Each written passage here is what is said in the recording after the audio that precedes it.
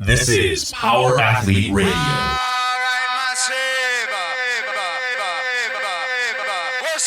With your hosts, Denny K, Professor Booty, and the Luke Summers. And now, toes forward, hips locked, shoulders set, and retract those scapulars. It's time for some knowledge bombs.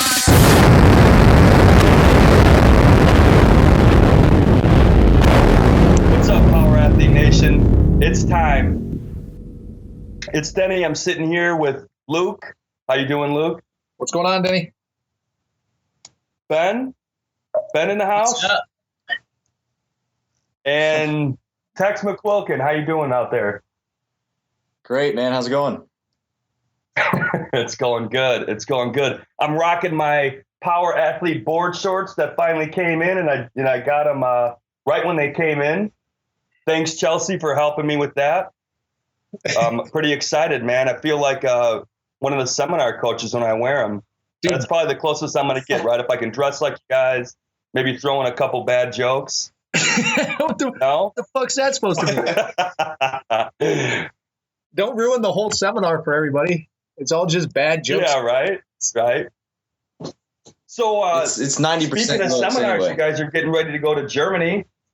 Yeah. That's why probably a little early on the release. We usually like to hit Friday so people have something to do on their weekend. But I got like a 24-hour flight ahead of me with some awesome layovers heading out to Germany for a seminar. You've been to that place before, yes? Yeah, we went last year. Where's it? We went last year around this time, and it's Drake's Gym, Reebok, CrossFit Nuremberg, and they have a really legit setup. They were one of the first Reebok gyms, I think, right, Ben? Yeah, over there. Yeah, and like they have this awesome facility that's definitely primed and proper for the level one. I mean, they have like a whole a dump truck's worth of med balls for like these 50 people level ones that go on over in Europe. But they have a ton of space indoors that allows for a lot of the running stuff we do at the seminar too. And like a separate area for lectures and a conference room. It's like, it's a really awesome setup, and it's super conducive, and it's easy to travel to for a lot of the surrounding countries. But it was an awesome start last time. Last time we were able to stack it up with Occupy Strength event, but we just couldn't. Nice. We couldn't drum up the interest, and logistically didn't know how to do like a team series out there in conjunction with the seminar. So we were sorry we couldn't make an international event out of the team series, at least out in Germany. But yeah, it was a good time. Good time last time, and hopefully a better time this time. Cool. What's going on with the Power Athlete Team Series? Anything sold out? Final availabilities? Final event this weekend in Monrovia, California, and not sold out yet, but teams are still signing up through the week. We want to pack that sucker up. We got a couple teams from our gym going out there. I swear to you, Power Athlete Nation, anyone competing, we have held all the details on this thing close to the chest. But I wouldn't be surprised if they performed well, just because we actually take like the way we program for our gym and how we train our general pop versus our athletes is relatively similar. We focus on movement. We focus on replication of quality movement. We focus on movement through space, multiplanal movement, things like that. And these are the components that are going to be required to be successful on top of just being a strong, powerful athlete or CrossFit or whatever to get to that final event into the team series. And then when it comes down to the team series final event, it's all about, your ability to work as a team and your ability to suffer and dig, For sure. I like how you were talking about athletes versus the general pop. Let's go back to that in a second. But first, Tex, do you have any kind of an update as far as Wade's wings? Yeah, we're killing it. I'm feeling pretty good. It's only been about 3 weeks, and we're nearing 50% of our goal. So we did set a big goal for ourselves of $30,000, and I think we're sitting around 12 right now. So next step really is once the T-shirt hype dies down, is to really get kind of teams involved.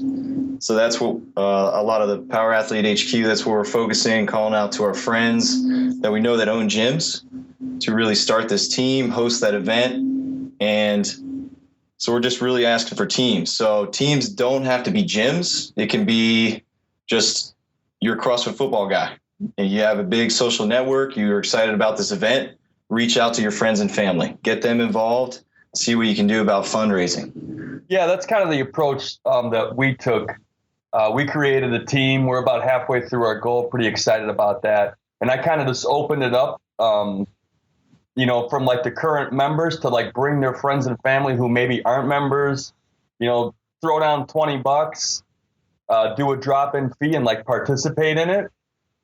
And then I know some other friends, Luke, Neil down in Naperville, like he's doing like a whole event, like the weekend before the 12th. Like he's taking it to like a pretty high level that I want to do as well. I like his idea of this huge event, this huge throwdown, and that's pretty creative of him on his part.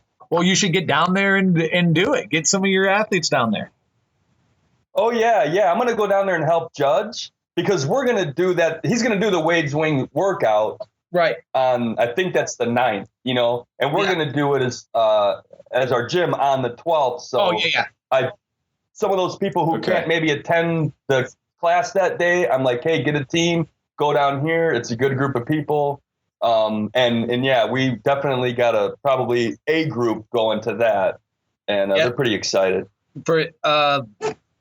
For people who don't know, that's the gym that I first started doing this whole CrossFit and started coaching in terms of fitness, and that eventually led me to the seat I'm in today over here in Southern California. I worked with Neil, trained with Neil as a training partner. So we're still in touch quite frequently. So as soon as this came out, and he was like, after our initial meeting text, and it's like, all right, you guys have to go get your gym signed up. Like I was on the horn with him, like, you better smash this thing. You better make this huge. He's like, I have an idea, but I've been breathing down his neck ever since, that I want to see some big results out of that stuff.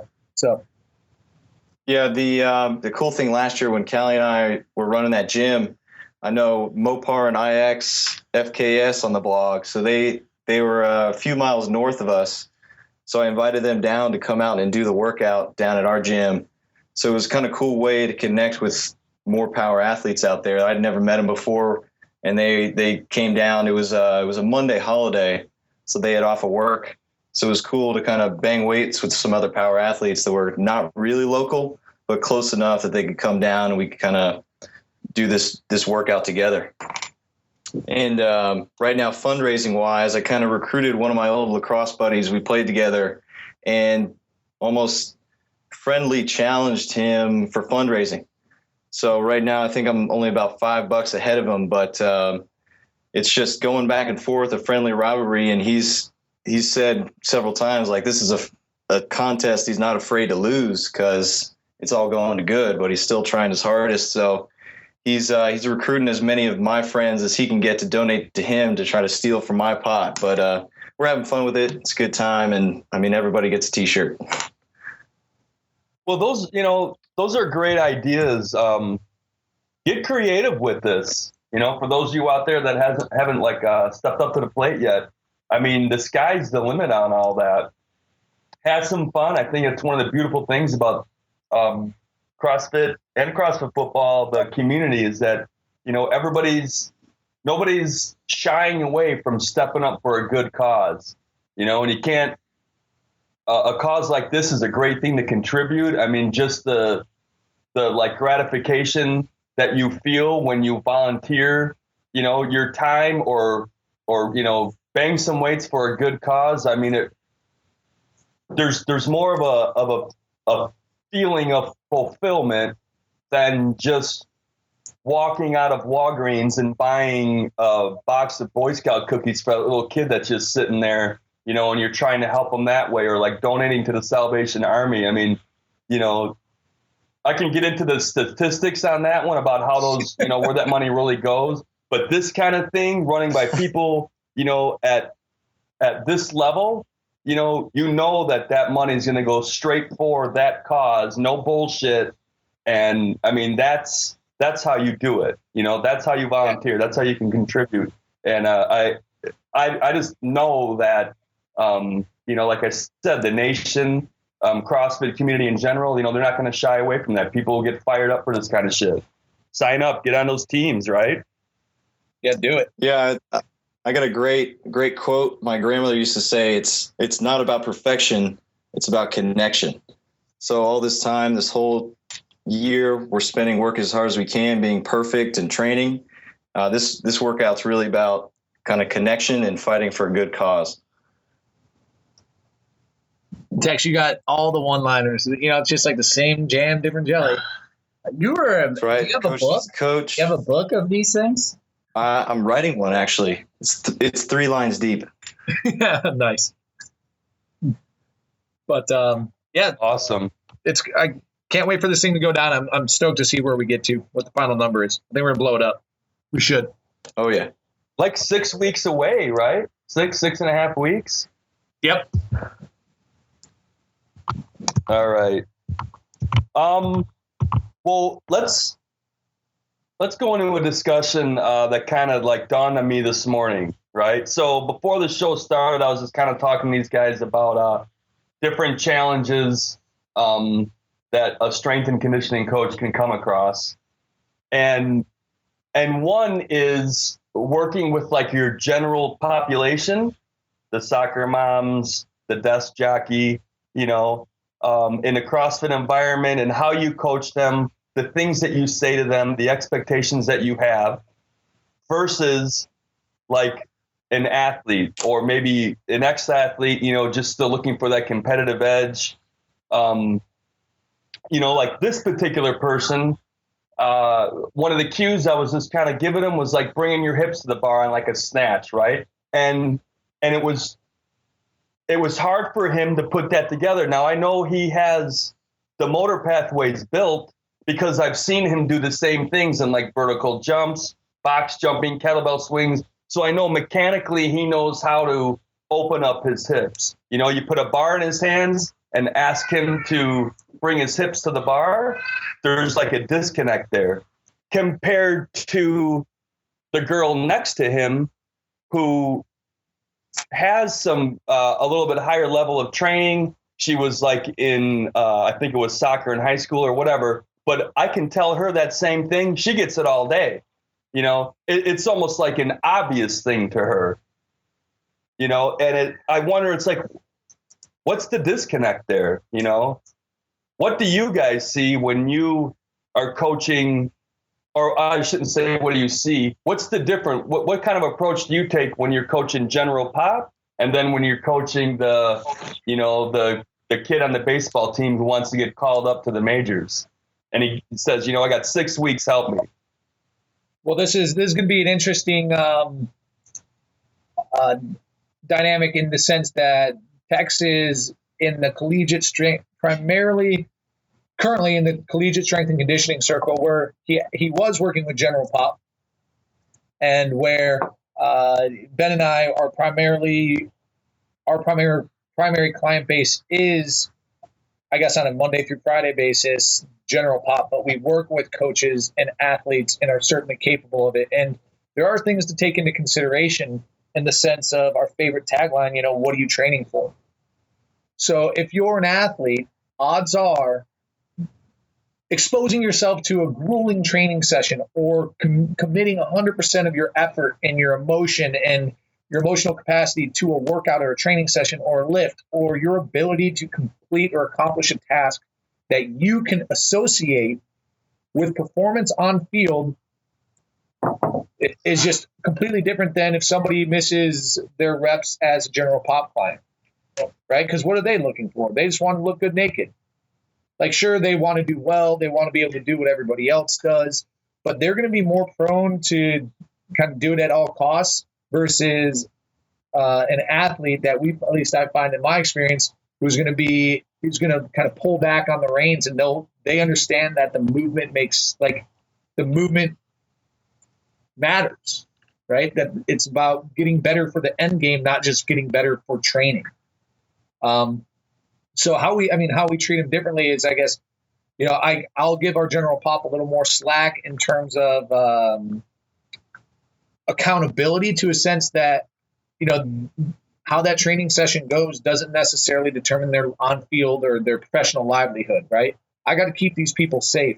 The risk versus the reward may be way differently versus training an athlete where you need them to perform at a high level in a certain training session to accelerate the adaptation you're trying to drive.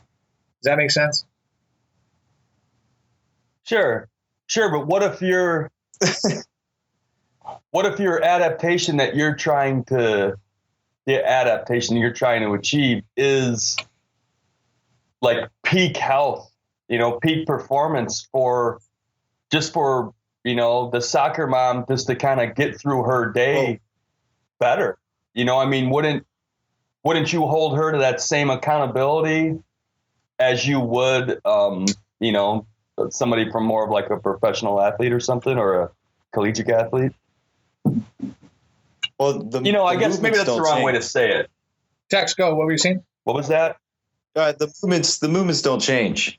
So what does change is like their goals, what they're training for. So if the mother is training for optimal health, that's one thing. Yeah, we want her to get full hip extension. We want her to get to the bottom of squat, mobility, flexibility, all that good stuff. And the athlete's training for performance on the field. That's skill transfer. So he has to hit full hip extension. He has to get to the bottom. He has to do these things because that expectation is this is going to get you prepared for your game. And technique doesn't stop and start once he gets on the field. It's kind of in the weight room. And the mom, she's moving safely. Her expectation is just exercise in general is going to make her live longer. So, Luke hit it on the head. It's all about the goals, what they're training for. So the approach, for Gen Pop is how many different ways can I tell him to open his hips until it finally clicks for him? So it's going to take him, weeks. It's going to take him attempt after attempt. It's going to take him kind of visual cues, whatever it takes to get him to do that. That's our job as a coach. So, different levels, bottom line, goals, expectations. What are they training for? To kind of jump on the back end of this, I completely agree with Luke in terms of, you guys talk about general pop versus, collegiate athletes or professional athletes, however you want to do it. I may be speaking offhand here, but I'm the only one who probably had like a strength conditioning coach in college, and their approach to us was be safe. I don't recall ever being yelled at to like worry about hip extension or even transference of, my effort on the field compared to what I was doing, So I think we're a step ahead here, but your approach should be the same regardless. Sure, there might be a little leeway on movement patterns, I guess. Like today in our gym, we had overhead squatting with some of our clients. Some just can't do it. They just can't get below parallel, but they're moving safely. So on the general pop, I might get away with that. Whereas I guess if I'm dealing with our collegiate athletes or our professional athletes or somebody even looking for it, I might change the movement entirely and just focus on, reinforcing the movement patterns and things like that. I think we're all on the same page. I think we get excited on it, hip extension. We just need people to move explosively, however that approach is on my end. Move fast, move aggressive, be powerful, be strong. And then, what are you training for? As long as there's a mentality of there's a carryover to your sport or performance, regardless of your general pop or not. I guess if that even makes sense other than a rant. So. Yeah, and I guess to give another comparison or analogy in terms of like accountability, I guess I would be more prone to coach with a heavier hand with an athlete, someone who's come to me with the understanding that I know the best way to prepare them for their sport. What I know as a coach is if you're coming to me to get me in shape, and the stimulus of the day is an overhead squat, and you cannot safely get into that position, I will bend. But if you come to me as a CrossFit athlete and you're like, oh man, my shoulders are sore from, I don't know, push press. I don't want to do my overhead squats today. And you're an athlete and you've come to me to develop your skills. Well, I need you to overhead squat. I don't care if your shoulders are sore. If your shoulders are sore and you don't want to do it, get out of my gym, right? You've approached me to make you better. Whereas coaching that soccer mom, if she has sore shoulders, I might be like, all right, you're a paying client. You're here to get in shape. I know that there's really no difference between these stimulus. The primary conditioning response of this workout is going to be running anyways. I just need to torch your legs a little bit. Then it doesn't matter. You know what I mean? So it's understanding where the skill overlaps with the conditioning tool and being able to differentiate from there. Whereas when you're training an athlete, everything's about position. Everything's about movement. When you're programming for that athlete, it should be very well thought out. And not to downplay what we do with our general pop here. We just sat the other day for an hour and 20 minutes discussing our programming approach for the next few weeks. You should have a well thought out program, but understand what matters, right? So that's the difference between that general pop approach and I guess that sport specific athlete approach. One of the things I really enjoy working with kind of collegiate athletes when they have that set goal. It is performance. I mean, they didn't go to that school to lose. So they really, really care about winning. And so when I give them a program for the day or what we're doing, and they look at me like, that's it. And one of the taglines I love is less is more. So they should be focusing on the quality versus how much work they have to do. And I know we talk about it, and I mean, everyone says it in every CrossFit gym I've ever been to, but how many actually stick to their guns? So if it's solely squats and doing seesaw walks for an hour, you should be torched, kind of depending on that rep max or whatever. It should be just focusing so intently on these movements and maintaining perfection that it is taxing. So that's the beauty of kind of what I've learned to find versus general pop, when they just want to go. And certain college athletes, expectations perfection, and they really push for it, and it's cool to watch. And that's like it sounds like you're preaching like the fundamentals, right? Oh yeah.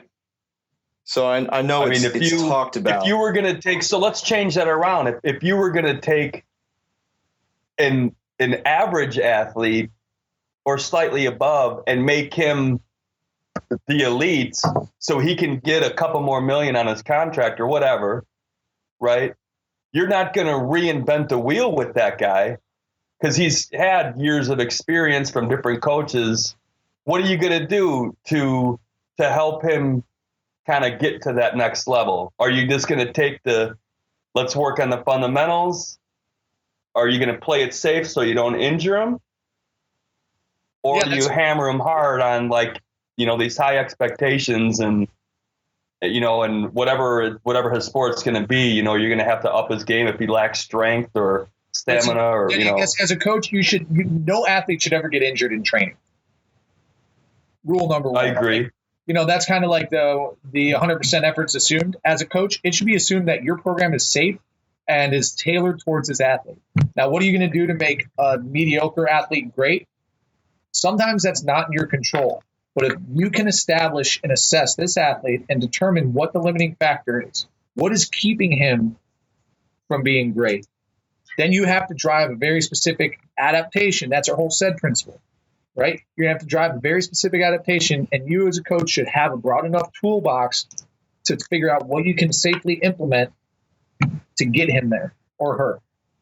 So it may very well be the fundamentals. It may very well be just changing a foot position. I want you to squat wider if you're a power lifter. Right? So that may be it. Absolutely. So that's a hard thing to answer, but I guess in the general sense, you as a coach better understand the sport, understand the demands of the sport, and find out where that player is coming up short. And then once you can establish that, you work yourself design yourself a program based off of that. Apply the movements, the drills, the lifts, what else? The nutritional protocol, the sleep patterns, mentality, I guess. Yeah, you break the psychology. Maybe it's a psychological experiment. I don't know what's keeping this person from being great, but you better know as a coach. And if you don't know, you got to learn. And if you can't learn, then pass that athlete on to somebody who does know. But Ben, anything to add? Yeah, I mean, like a lot of people, I think, who haven't necessarily worked with a professional athlete or worked with a coach who has worked with professional or collegiate athletes, is you think it's this magic pill, or he made this person. We used to talk about Gary Sheffield. Came out of the womb probably hitting baseballs. These people are just gifted elite athletes because of a certain skill set that they've either worked on, honed, or were even just given. John at our cert talks about, we'll be at dinner and people go, "Hey, I want my son to play in the NFL. What do I do?" And he looks at the parents and they're both 5'6". Your kid is not going to be in the NFL unless he's a certain, physical characteristics, So how are you going to take that professional athlete and make him elite? Who knows what it is? I'm right on top of Luke, and not to beat a dead horse, if you will. It's your specialty. It is good. We're good at it. But what's happening, how do you make that guy elite? He's already a professional athlete. So maybe it's in between his head. My job as strength conditioning coach for Rafael Ruiz was to fix people, make them healthy, make them ready and capable to do their job better. They're already strong. They're already powerful. How can I fix their movement patterns? How do I make them just feel better, move better, perform better? And again, it's all of those things: psychology of discomfort, quality of movement, carryover, and consistency. And otherwise, I don't know. We're talking about this magic subscription that may or may not exist. Not to downplay what we do, but posture, position, over and over. Yeah, right. There's another good thing thought about this is kind of the measure of a strength coach, because I know at the college level there's all these high up guys that are praised, and how they evaluate themselves or show how good they are is by how many guys they have in the NFL or the MLB or professional athletes. But the true measure is kind of the guys that come in a walk-on, guys that come in 200 pounds. And then you take them in 4 years, you turn them into a 250-pound guy that's drafted. So it's a true measure of a strength coach. John loves to talk about this, and it's awesome. He played with Scott Fajita in Cal. Guy came in, walked on a Cal. And then through that college strength and conditioning program, the guy turned into just an NFL linebacker. So it's true test of a college strength coach is really kind of taking that walk on, taking that kind of blank canvas, painting something, creating something, and then setting it free. It's not the guy who comes in running a 4.5 and then leaves running a 4.5. It's the guy who comes in running a 5 and then leaves running 4.6. So that's just another thing. We're talking about professionals. We talk about soccer moms, talk about college level athletes. There are just so many different things. I mean, that's why we're in this business, because it's fun. So many different things we can do. Yeah. That's awesome, dude. I don't want to beat a dead horse anymore, but there's some good perspectives there, and hopefully people can extrapolate the simple fact that it's very individualized, but there are some very common themes. It could be a loaded question or very simple. Just you need the background to be able to understand the answer, really. So it's something that's hard to appreciate. But what else, Denny? What else we got? Well, we got the power athlete submission. George Carradine. I've been following CrossFit football for 6 months and have made excellent progress in terms of strength and conditioning. I'm an amateur soccer player based in the UK, and I'm training to excel at my sport and also be bigger, stronger, faster in life in general. My question concerns how to best utilize the CrossFit football program when playing matches twice per week, as typically I play every Saturday and Monday. My Saturday match is not the issue, but I am concerned by doing the SWAD or DWAD on Monday morning. playing my match Monday evening and then strength WOD or DWOD on Tuesday afternoon, the volume will become too significant to allow for sufficient recovery and adaptation. Would you advise taking Tuesday rather than Wednesday as a rest day and doing Tuesday's work on Wednesday? Or should it be a case of scheduling extra food and sleep to cope with the stress of playing Monday's match and following the program as planned? I'm sure there are plenty of athletes who have more than one game per week, so I'd be interested in hearing your thoughts on how best to cope with this. Thanks for the great website. Your podcast is awesome. Add comments to iTunes. I'm going to start with the easy. Now that's kind of there's a lot right there, but all right. So let's break the question down. The first part. Hey, I play soccer. I want to get bigger, stronger, faster. My soccer matches are these days. How should I skin the workout? I'm going to let Ben answer that in a second because he's a soccer player. He plays men's league now, and I think he even plays like a co-ed league on the same week. He plays soccer like every night and trains. But first off, if the training volume in the program is not affecting your performance, then you don't have to worry about it. So that's first and foremost.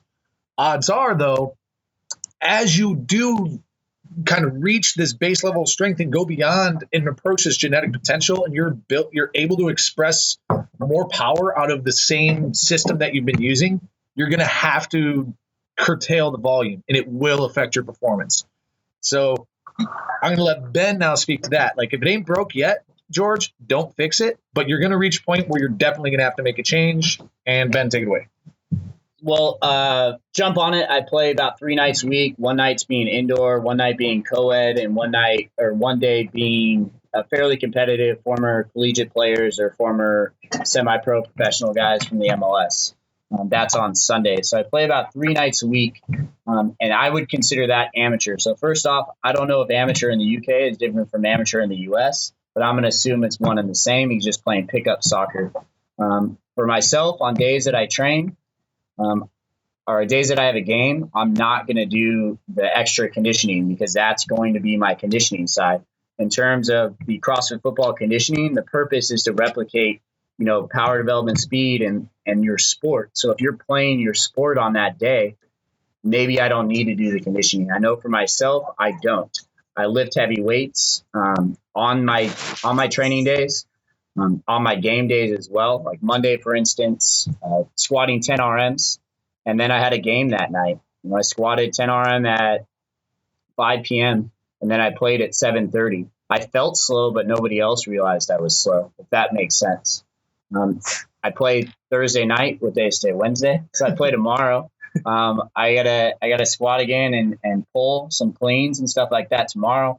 And I'm gonna do all that. I just might not do extra conditioning. And just to go on top of Luke's side, if it's not affecting you, it's a case by case scenario. Maybe he deals with a lot of volume and you feel good, George, then keep doing it. But if you're playing twice a week and you're feeling slower and you're not fast, you're not quick off the ball, obviously you got to figure out what's your goal here. If amateur and you're just playing for fun, but you really want to get strong, you got to figure out what's more important. Now, I know myself, I'm about 20 pounds heavier or about 11 kilos heavier than I was when I was playing collegiately. And I feel like faster. I feel stronger. I'm way bigger than everybody on the field, and they run into me. They're fatter, but that's different. But I feel good, stronger, faster. It helps in soccer. And I know a lot of the injuries, especially in the EPL, hamstring injuries or soft tissue stuff that can be corrected by just getting stronger and lifting heavier weight or lifting weights consistently. And I know a lot of programs don't do that. So I hope that answers. If you're feeling slow and you're not being able to perform, you're not able to jump, stop doing your conditioning. Yeah, the DWOD portion. The DWOD. I would always do the SWAD, though. I would always do the strength work just because the DWOD is supplementing people who aren't doing extra conditioning or playing sports for the most part. Yeah, and I would say, you could shift some days around too and maybe do like Monday rest day and then like offset it one day where you're doing Monday's workouts on Tuesday. But I wouldn't stack your Tuesday this is getting too confusing. But here's what I wouldn't do. Don't stack CrossFit Football's Tuesday workout with CrossFit Football's Thursday workout, because we're relying on that day in between those workouts. So if you do offset one day, your suggestion of, didn't he say here, would you advise taking Tuesday rather than Wednesday as a rest day and doing Tuesday's workout on Wednesday? No. Unless when Thursday's workout's done on Friday. That's a real shitty way to explain Unless it. you have a day before. Yeah, Cali just walked in and she gets so mad when I overcomplicate very simple statements. Not work out. So like it's set up to be Monday, Tuesday work, Wednesday off, Thursday, Friday work. Yeah.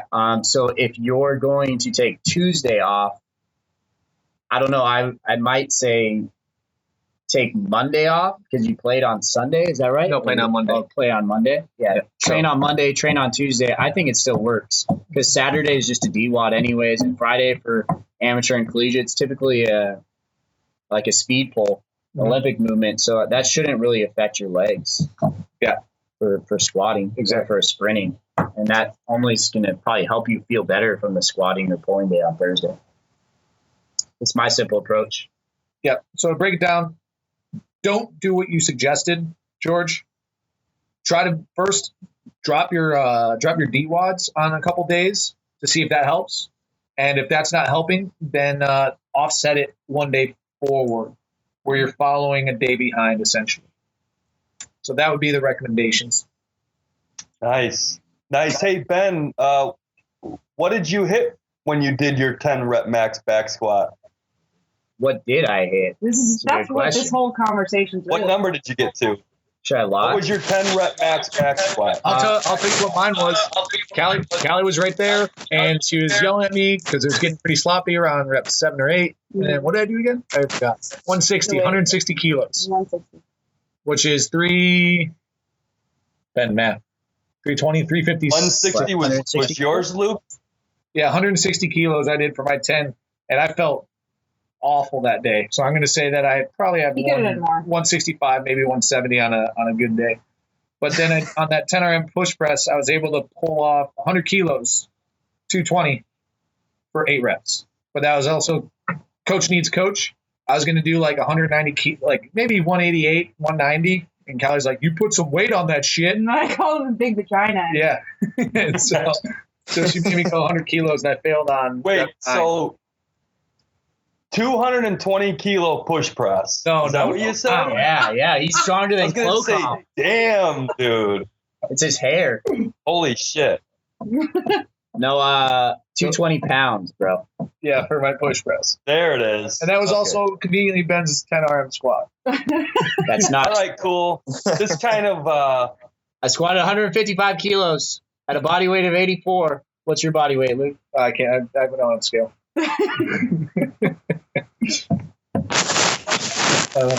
You made it Awesome. 40%. Now what do we want to talk about, boys? What's left? well, I mean, shit. We got Cali sitting there. Cali, didn't you do that strongman / strongwoman thing Yeah. Yes, I a did. couple days ago? Yeah, it was kind of like a strongman competition for CrossFitters. So it was sort of introductory, I guess you would say. It's fun. Did you Did go you in there win? and just kill it? Second place. Well, second place in my division. I went to Nice. the RX division, so the heaviest women's division, and it's kind of bittersweet because there were a shit ton of women there, and there were 3 divisions, and there were probably like close to 15 to 20 women in each division. And then in my division, there were only 5 chicks. And then when we started lifting and when we started competing, 3 of those 5 women dropped down to a lower division because they realized that they didn't want to lift heavy weights. And that was extremely upsetting to me because that meant that I was either going to get first place or last place. And I ended up getting last, which ends up being second place. So That's pretty good considering it was just a few weeks ago you guys were training for that competition.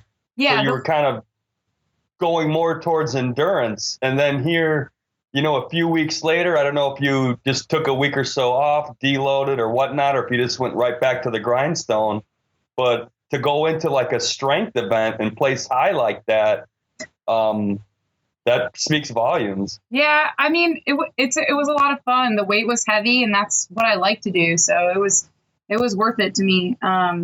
Yeah, it was a good experience for sure. And the chick that beat me, she was a worthy adversary, so I was happy. And she only beat me by just a few wee points, and it was in like the most Metcon-y part of the competition. Naturally, I was just like wheezing, and so she beat me.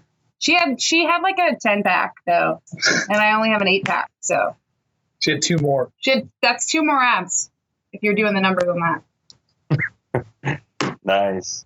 Cool. All right, boys, let's call the show. That's it. Episode 27. Yeah. 27 in the books. Thanks for joining. So let's pump up a couple things real quick, Denny, before we all sign off. So we got Wade's Wings. We covered that. If you're in SoCal, Cali, the Team Series registration still open? Yep. There's just a couple spots left. And we do still have teams registering up until today. So that's pretty awesome. Procrastinating SoCal. And then finally, Denny, you've been extremely busy with emails. Who do we have coming up in the next couple of weeks? Special guests. Dude, we got fucking K-Star, man. Yeah, he's going to blow the Dr. Kelly Starrett. Fucking K-Star, man. He's going to blow everybody's mind and tell them how shitty of movers they are. And then we have Jesse Burdick. And Jesse Burdick. Yeah. Dude, how fucking awesome is that? That could happen in the same week, right? Can't really get those two on the same show because that's just too much. The internet might blow up. Yeah, I don't think the internet can take it. The internet might blow up, I know. But I mean, you want to talk about 2 individuals at the top of their game, like revolutionizing their particular craft. I mean, I'm fired up. It's going to be good, dude. I'm sure everybody else is fired up. I mean, that's huge.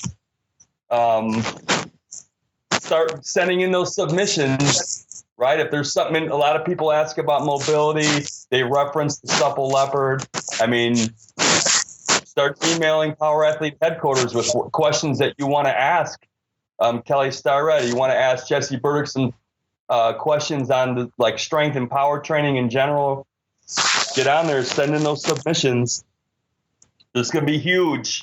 Yeah, it's good stuff. Hey, Denny, thanks for getting us wrangled in again, as always. And Tex, I'll see you in a little bit. Yep. All right, guys. Talk to you later. Hey, cool. Later. All right, guys. Later. Thanks again, Ben. Thanks, Happy Callie. birthday, Thanks, Chad Tex. Hobbs. It's going to be a day late, but whatever. Oh,